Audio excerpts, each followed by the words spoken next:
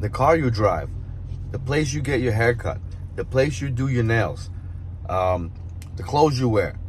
All of these things are status symbols. Even my dad's barbershop, beauty salon, was like a social club. People would meet there on the weekends, and it was like everyone from the neighborhood was there, or you went there.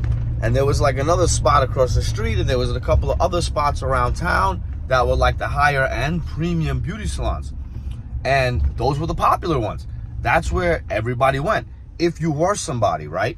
So he had a brand. He had literally a social, it was a status symbol. You come to Brits Look. And so you ask years later now, it's 2023. The place still exists. My dad sold it, I think, like 15 years ago, and the place still exists. It's still a status symbol. It might not hold the same status as it once did. It might, I don't know, because I don't do my hair, right? And my wife does her, we don't live in Brooklyn. But at one point, Brits Look was a big thing. And so that's how brands work. That's how the marketing works, is you gotta be the high-end, person. So when people think Ritz Renovation, my company, I want them to think they're hiring the best contractor, the best in town. And they're able to brag to their friends. Oh, who did your bathroom? Steve did. Steve at Ritz Renovation. Oh, okay, all right. And so that's kind of like, it should be a status symbol if you did a bathroom with me, if you did a kitchen at Ritz Renovation.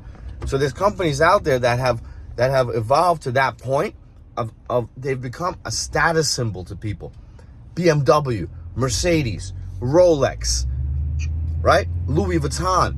These are brands that they charge a high-end amount, and people pay it because they get to brag to their friends, and they know that these things are going to last, a long, long time, because there's a lot that goes into these products. It's not just, a tag or a name. It's a process. It's the experience. It's the experience of the people. It's the experience of the owners. It's what the owners have gone through to develop this brand. And for all the employees and everybody working together to keep the brand what it is. So they're just high-end premium brands, and some aren't necessarily high-end, but they're just premium. Like Nike. Everyone around the world knows Nike. McDonald's, everyone knows as well. They're consistent, and there's a certain,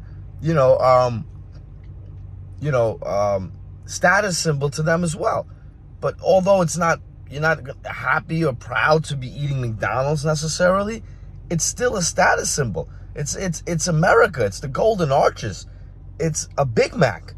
So branding matters, and you get what you paid for, right?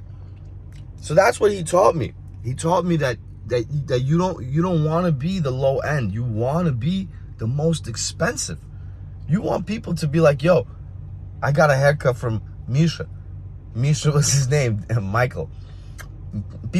People would come from Jersey, from Florida, from Pennsylvania. They would come from other cities and states, and they would wait for hours. And he was like busy on the phone, whatever he was doing. People would be sitting in the chair, either in the haircut chair or the waiting room or wherever they were, but they would wait for a haircut from this guy.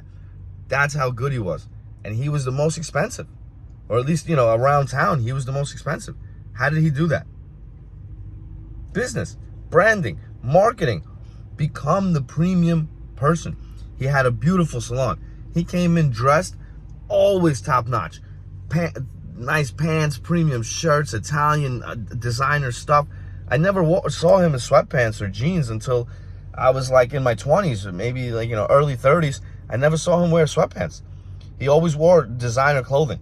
And when he wore a pair of jeans, they were Valentino jeans. They were like high-end $400 Italian jeans.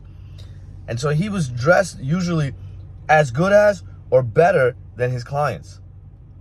It's crazy. And I meet people today that their kids like that, my age or a little bit older, they're like, yeah, my parents, they used to take me to Ritz Look. That's where I got my haircut. We all went over there.